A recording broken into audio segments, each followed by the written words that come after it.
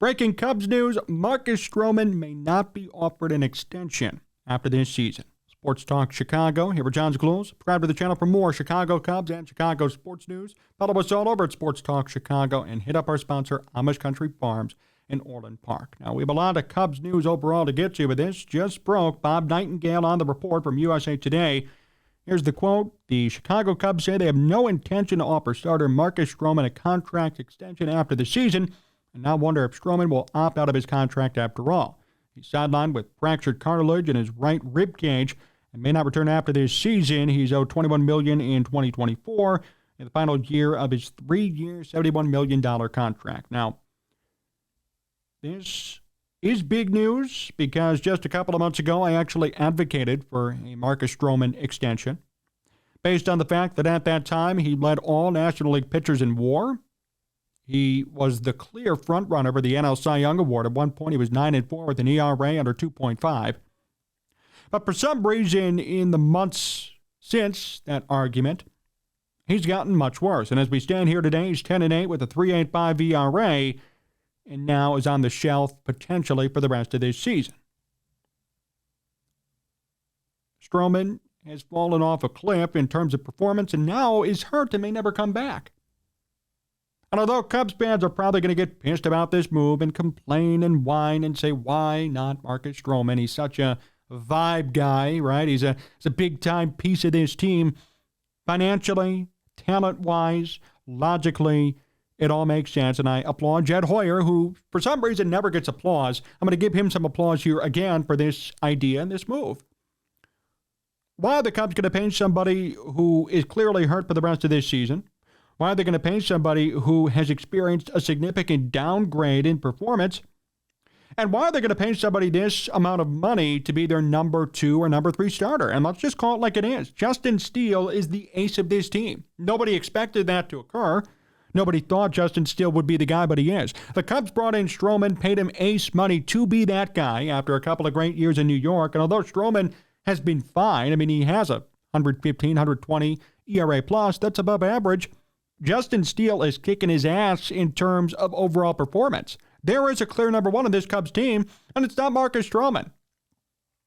Couple that with the fact that his performance has dipped significantly, and the fact that at the end of the day, he's hurt and he's out for the rest of this year. Should the Cubs be paying him that much money? No, I don't think so.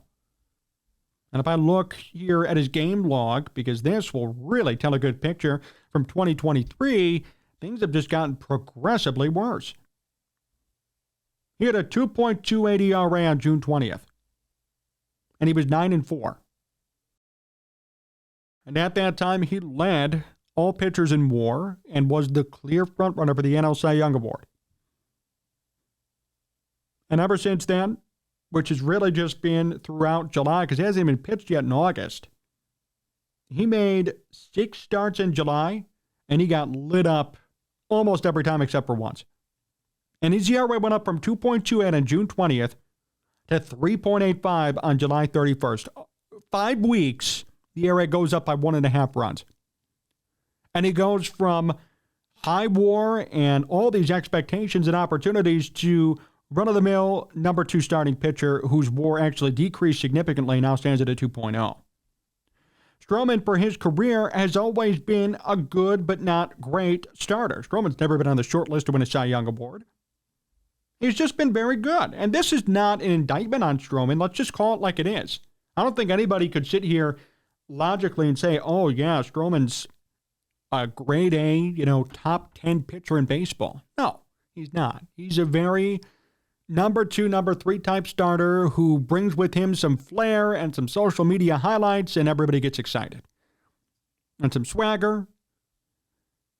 But is Stroman going to be worth $21 million next year after the collapse that he sustained this year? Then on top of that, him being hurt? The answer is no, by a long shot. This has not become an argument anymore. It's become fact. He should not be retained. And yes, there might be fear that Stroman's going to opt out, and if that's the case, good luck. I actually think Stroman has no incentive to opt out right now, and the Cubs are playing a really smart game. Stroman's done horrendous this past month and a half, and now he's hurt for the rest of this year. he may not get the value he wants. He's going to need to prove himself for one more year in order to get the money he wants. He's going to have to. There's no extension. He's owed $21 million in 2024 in the final year of his contract. If he wants to opt out around these optics, so be it. No one's going to pay him $21 million next year. The Cubs are forced to. If he opts out and says, I think I can get a better deal, dumb move on Marcus Stroman's part. The Cubs are so smart, and they're covering all their bases in this decision. And whether you like it or not, business is business, and baseball is baseball. And Jed Hoyer is, once again, whether people want to admit it or not, making the right decision. You know, everybody trashes Jed Hoyer. I saw a video come out the other day talking about the collapse of the Cubs core. He saw it coming years away, and everybody crapped on him. This guy doesn't get enough credit. Javier Baez is hitting .220 out in Detroit. Chris Bryant has missed a total of 189 games, and he's in the second year of a 7-year, $150+ million contract. Anthony Rizzo is on the DL or on the IL with a concussion, but he hasn't been himself since May. This Cubs core that everybody proclaimed and was so angry about when things changed has worked out in Hoyer's favor. Couple that with the fact that Wilson Contreras at one point in his first year in St. Louis was demoted from the catcher position.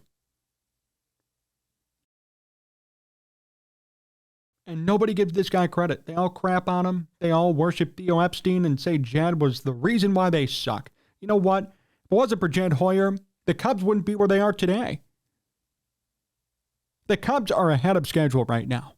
And that goes on to my main point about this video. The Cubs right now are in the thick of the NL wildcard hunt. They currently, as of today, actually hold a spot. So if the season ended today, they would make the postseason, which is a shock to probably everybody watching this video. Everybody crapped on them back in, 2020? And then 2021? You're trading away everybody. What are you doing?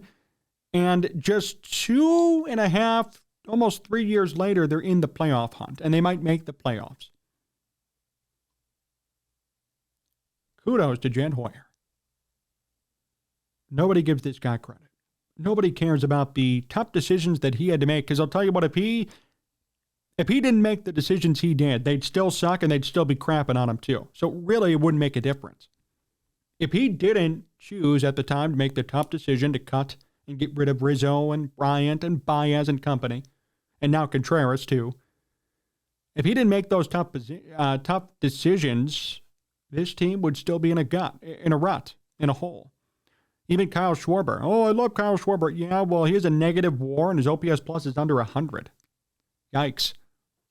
But no, Kyle Schwarber is a Cubs legend, according to everybody on Twitter. Kyle Schwarber's hitting 181. The short-sightedness and the undying loyalty to certain players who just don't produce is astounding at times. Frankly, it is astounding. I mean, I love the enthusiasm from Cubs fans, but you have to understand and you have to draw the line between I'm a fan and I'm a baseball realist. I'm a fan and I love this team, but I also know when somebody's long in the tooth and needs to go. Jed Hoyer is purely a baseball mastermind, and he's been in this game just as long as Theo has. Theo didn't orchestrate this rebuild into contention. It was Jed who did it, because Theo left the team high and dry and went away and waved bye to everybody, and everyone was happy for some reason. He got out before things got bad, left his friend out to dry, then his friend had to deal with the damage, but yet somehow reemerged from the pile of garbage. And yet we're still not giving him credit for what he did. He was put in an impossible position, and he succeeded.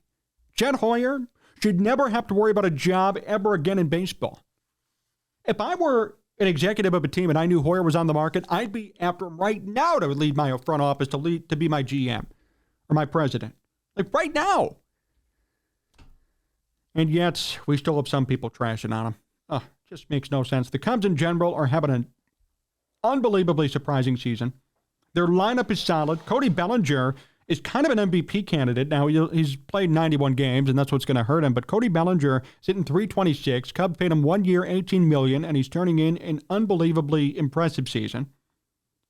Christopher Morel is doing great. Happ, Wisdom, Swanson, Horner, all OPS plus is above 100.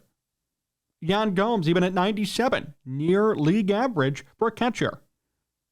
They got rid of Trey Mancini and got rid of that experiment. Mike Tauchman's doing great off the bench and in that fourth outfielder role. Heimer Candelario, who came over in a trade, is hitting .385 since joining the Cubs in 15 games. And pitching-wise, Justin Steele is a Cy Young candidate in the National League. Kyle Hendricks is back with a 4 flat ERA. Adbert Alzolay, who was a failed starter, has turned into the de facto closer of this team, is actually succeeding. His OPS plus, or his ERA plus, is near 200. There are so many surprises, and this just really reminds me of 2015, except actually on a more satisfying level, because this team is fighting every day. 2015, that team dominated. They were great all around. They won 97 games. I actually appreciate this team more because there were zero expectations. There was nothing. I mean, we didn't know when the Cubs were going to be good again. It could have been this year, could have been 2 years, could have been 5 years. Maybe Jed Hoyer would have had to be fired for this team to get better again.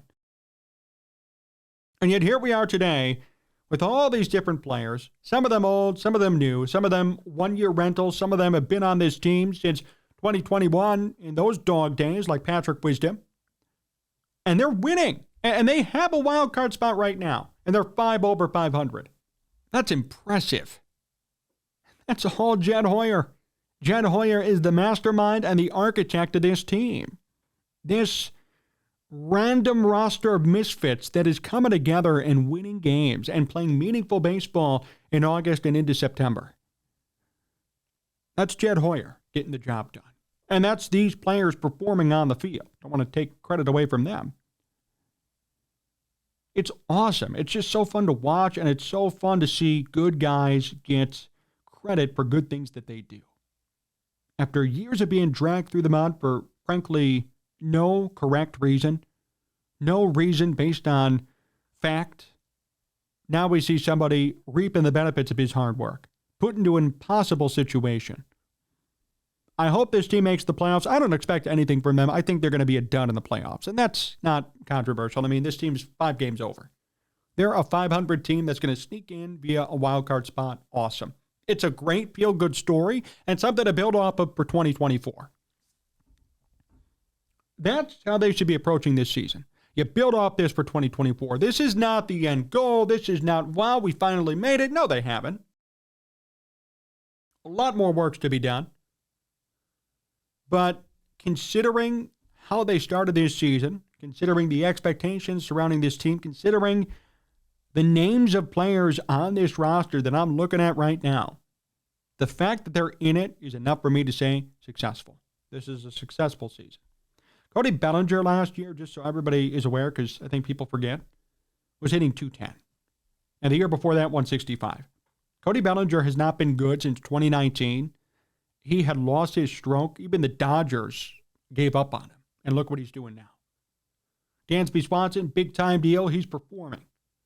Christopher Morel, 24 years old, has 19 home runs in 79 games.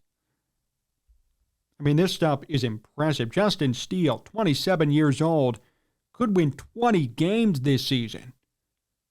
And could win, on top of that, the NL Cy Young Award if he continues to play his cards right and perform. Nobody expected any of this. Nobody thought that this was going to happen, and nobody could have called this early in the season. This is amazing. And I give this team so much credit, and I give more than anybody Jed Hoyer credit for making it happen. Thanks for watching today's show here on Sports Talk Chicago. Appreciate you all tuning in. Subscribe to the channel for more Chicago Cubs and Chicago sports content. Follow us all over at Sports Talk Chicago. Support our sponsor, Amish Country Farms. And a big thank you to John Meadows for directing and producing. So long, everyone.